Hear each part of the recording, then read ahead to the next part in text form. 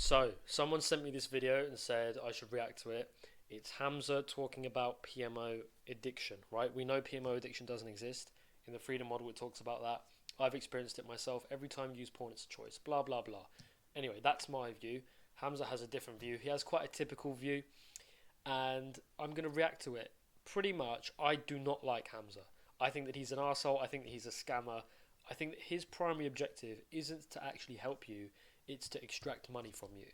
And I'm sure that if you watch his videos, I don't watch them anymore, but if you do watch his videos, it's quite obvious that that's the case.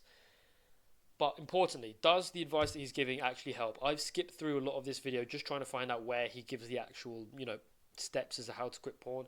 And let's see what his view is. And I'm not going to insult his view because it's a view that everyone has. It's very common. I'm not going to say that he's a bad person for it. It's very, very common. But it is completely, completely wrong. So let's just have a look. So I want to give you an actionable step that can help you right now. And I want to ask you, where is the trigger usually? Where do you usually get triggered to watch porn and to masturbate? You never get triggered. Triggers aren't a thing. Basically, right? Here's the thing. When it comes to any other thing, any other desire that we have, this is water that I got today. It's quite nice, sparkling water, right? I want to take a sip right now. That decision to take a sip is based on a desire. I also have this hand cream. I've got quite dry palms, right? So I have this hand cream here. I put this on. It makes the dry skin go away. Boom, easy. So whenever I have dry skin, I want to have that hand cream. Whenever you want to watch porn, you will want to watch it. You'll feel that desire. It's no different to any other type of want. But framing it as this external trigger is really, really ludicrous once you realise. And I'll bring up this quote again that was said in the freedom model. You don't have cravings. You actively crave. The urge. That's why the word trigger is so problematic. Is because it implies that you're being triggered from the outside. It implies that you're being kind of mind controlled from the outside. That there's this urge pulling you towards the substance. Like the substance, the porn screen is calling out to you. That really isn't what's happening. Okay. It really isn't. You are seeing value in the thing, and therefore you're motivated towards it, and it's a completely natural and normal part of human motivation. You haven't been hijacked by a foreign force. This is how your brain works. This is how the mind works. It's completely normal, and so in order to not watch porn, you have to just debunk the reasons as to why you want to watch it. You have to not see yourself as addicted, and you have to see greater value in abstaining, and then you will do it. I use examples like this all the time, but I think it's very helpful. If I found out that this hand cream, instead of instead of helping me out, let's imagine that I find out, oh, this hand cream has some heavy metals in it, which is gonna fuck up my organs. I would throw this shit in the fucking trash, right? Thank God it doesn't do that. At least I don't think it does. But if I found out that it does, I wouldn't have it anymore. And you might be like, oh, but I know that porn has all these negative effects, so why do I do it? The fact that I do it in spite of negative effects, that brings a lot of credence into this. It brings a lot of belief into this addiction paradigm, right? The problem is that although you see massive value in porn and you see massive value in quitting, right? Let me repeat that. You see massive value in quitting porn because of the consequences of porn, but you also see massive value in porn. That's the problem. You see massive value in porn. You have so much like fantasy, and I'm not accusing you here. I was exactly the same for years. When you have this fantasy about porn, about the things that porn can do, right? It brings me this insane pleasure, insane happiness. I'll get back to the video in a minute. Insane emotional relief. When you believe these things, you're going to be motivated towards it, despite you thinking there's consequences. When it comes to things like boxing, there are consequences to boxing. You can get hit and you can get brain damage. But people still box. Does that mean that they're addicted to boxing because there's negative consequences? No. They look at boxing, they think, okay, the benefits of boxing outweigh the benefits of not boxing, therefore I'm going to box. But with porn, it just seems so irrational. But if you're true to yourself and you realise, okay, why do I watch porn? I think it's incredibly pleasurable. There we go, that's the belief. You think it's objective, you think porn is objectively pleasurable because the NoFap community tells you about the insane pleasure that it has. It's ludicrous, it's this giant fucking trap. Anyway, let's get back to Mr. Hammy Boy Scammy over here.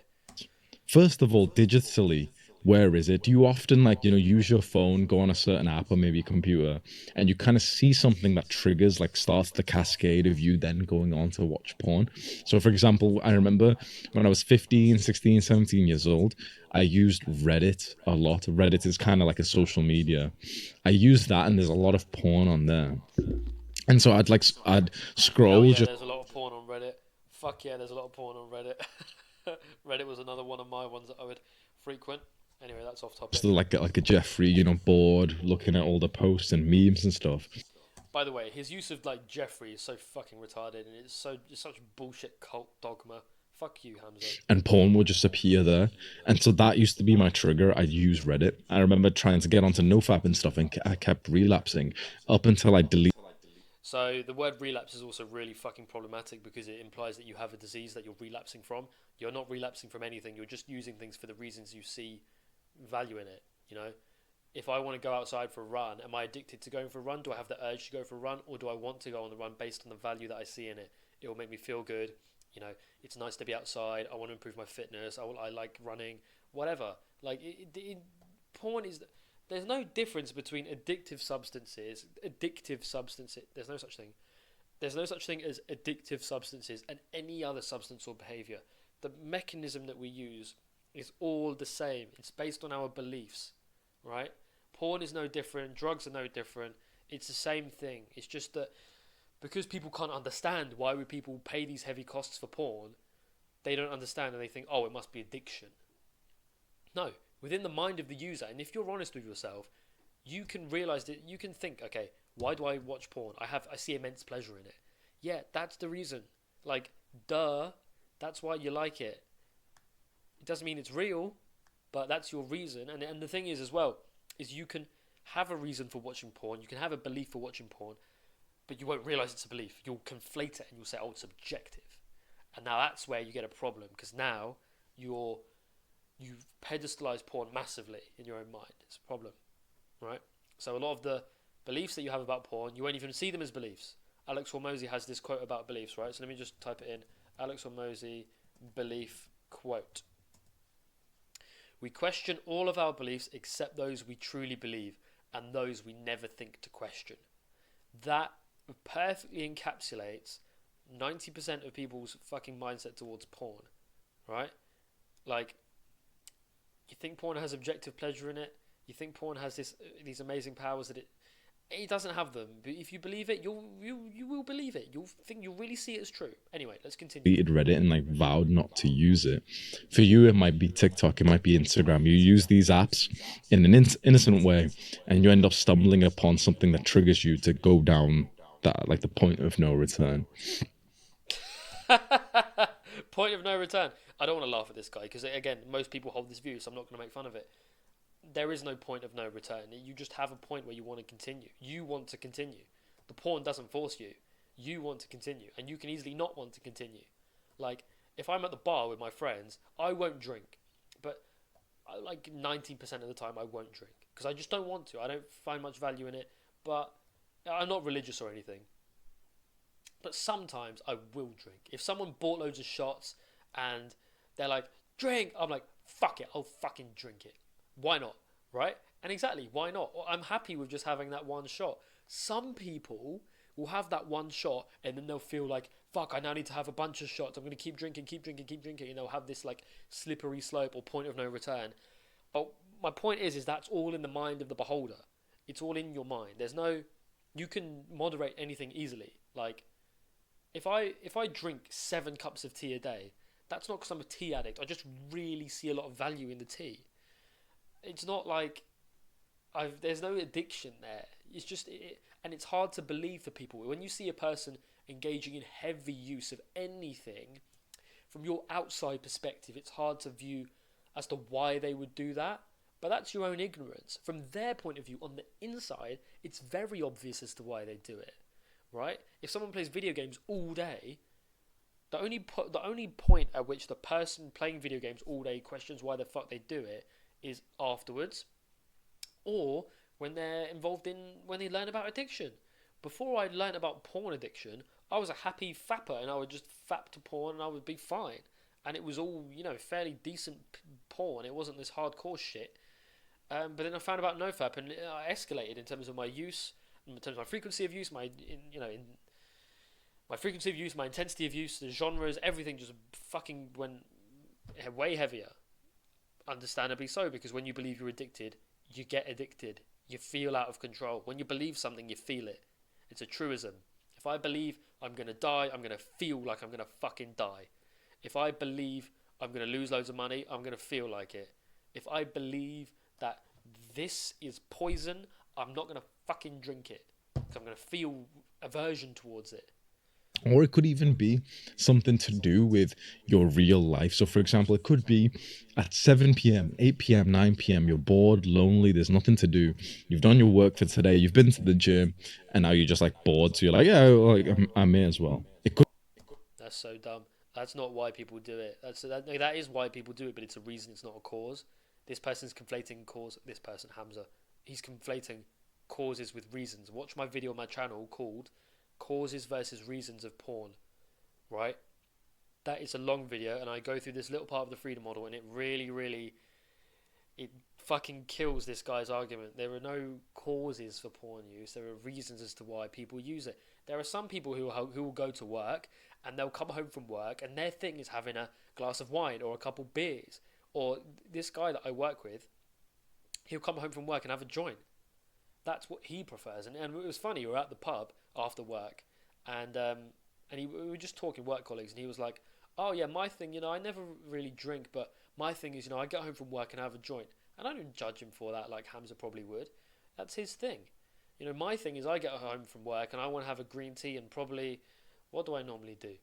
I'll either read, or I'll fucking think about fucking like my work or whatever.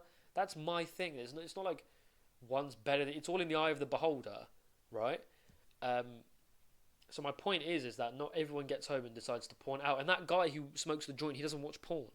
His thing is, like, people have their own thing. It's based on their own beliefs. It's not like being at home after 6 p.m. being bored, having gone to the gym and gone to work, means I'm going to watch porn. It's not causal. I'll tell you what's causal: gravity. This is causal. I'm going to watch this and it'll fall. See, am I a genius? No, it's just physics. Similarly, if it gets to 6 p.m. and it's almost 10 to 5 now. If it gets to 6 p.m., I'll be alone in this house on my own. I might even be bored. Will I watch porn? No, I don't see value in it. And I'm not bragging here. You can get to. I was one of the worst degenerate fucking fetish porn users probably ever, and so you can get to this stage of being free from this shit. Trust me. Could be at nighttime. You could think to yourself, oh yeah, I can't sleep if I don't do it. You gotta find your trigger and just find something to replace. That's not a trigger, that's a reason. If you think, oh, I can't sleep without porn, you're going to be motivated to watch porn before bed. If you question that belief, and then you run a little abstinence experiment, and you realise, oh, I can get to bed without porn, it's great. I did this when I got rejected at the club. This was months ago. I went to the nightclub, I got rejected by a bunch of girls, it was a bad night, whatever. I started to feel a bit self-loathing-y, like, poor me. I get home, and I'm like, and I said to myself before this night out, I'm going to get home, I'm going to not watch porn. I'm going to do it with the mindset of, I'm going to not watch porn, and I'm going to see if I can be actually happier about it. Can I be actually happier with not watching porn then? Is my belief that I need porn to relieve my loneliness actually true? And I was like, what if it isn't? What if it is just a distraction like it said in the freedom model? And what if it's not unique in that ability? What if I can just let go and just go to sleep and actually feel happier about myself? And lo and behold, I felt good about it.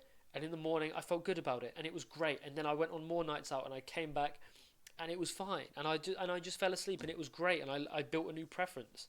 And so, yeah, it's pretty fucking cool, right? Anyway. Place it. Many guys, for them, it's the evening time when they're quite lonely and bored. And to them, I always say, you just need a new goal. It's like, No. Let's continue. your goal right now in terms of, get through school, get through work, do some business work, go to the gym.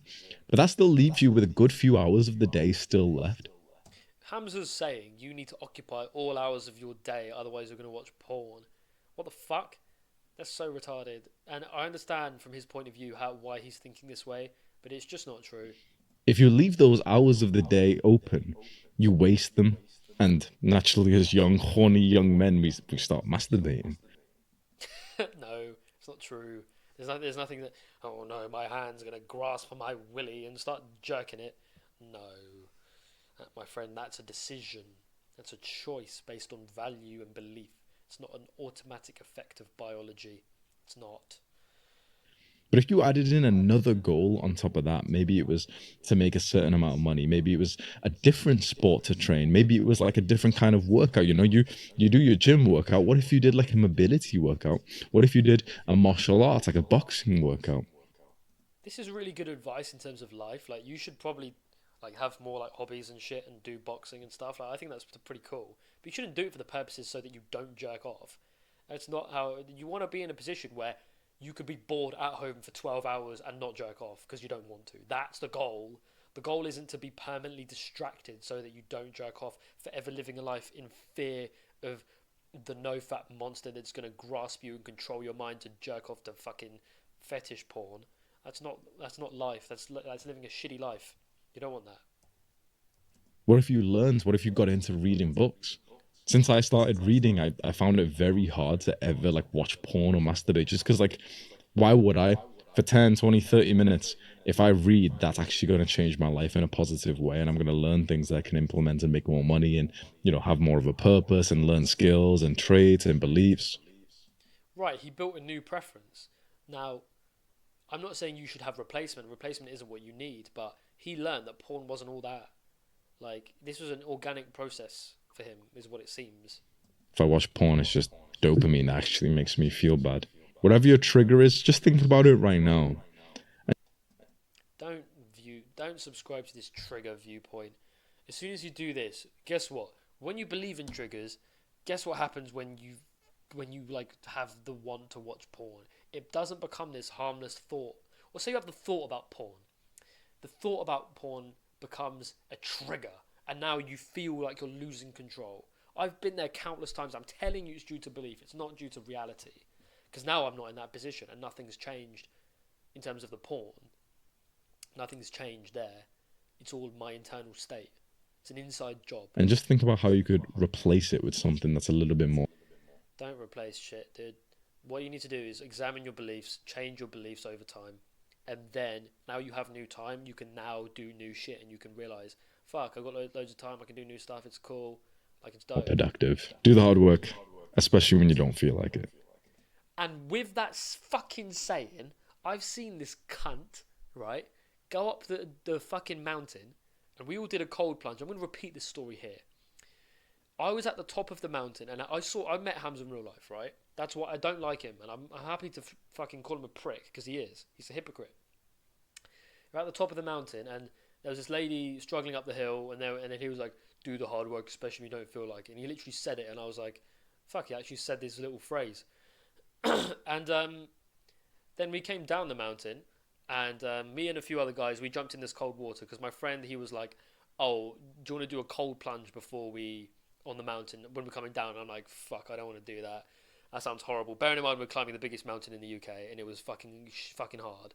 And then he was like, on the way down, when we're tired and fucked up, do you want to do the cold water plunge into freezing water? And I was like, no, but if you're doing it, I'll do it. Why not? Right? I'm not going to, like, miss out. So we fucking did the cold plunge. Then we came down the mountain even further to where Hamza and everyone was chilling. And we were like, so guys, do you want to do... And then they were like, oh, do you want to do another cold plunge? Hamza, you up for it? And Hamza was there, and he was like, yeah, I'll do it. And he sort of said it in like a kind of very kind of stoic way, like he didn't really mean it. He was like, yeah, I'll do it. He was like, yeah, I'll do it. And then when push came to shove and we walked over to the river, when we were near the river was also conveniently near the car park where Hamza was parked, or one of his friends was parked to give him a lift. And then he was like, oh guys, yeah, thanks for coming, da-da-da-da-da-da, yeah, see you later, da-da-da-da-da. And he just vanished into his car and didn't do the cold plunge because he didn't want to. He pussied out. And on the last trip up the mountain, the one in, is this mountain in Wales, Snowdonia? No, that's not it. There's a fucking mountain in Wales. Anyway, it was the last Snowdon. Yeah. There was another mountain trip that he went on with the Adonis Academy. This was the original one, the first one. And he didn't do the cold plunge there as well. He didn't do it. So do the hard work, especially when you don't feel. How can you preach what you don't practice? Is my question, especially with such a large audience. This guy's a hypocrite. He's a money demon. Look at him. He literally looks like some fucking like devil or some shit. You see, this is not a good guy, guys. I'm telling you. Please don't follow this dude. He's really, really not a good guy. And I'm saying that because he isn't. I'm not saying it to hate him or anything. Like, I wouldn't hate on people pointlessly.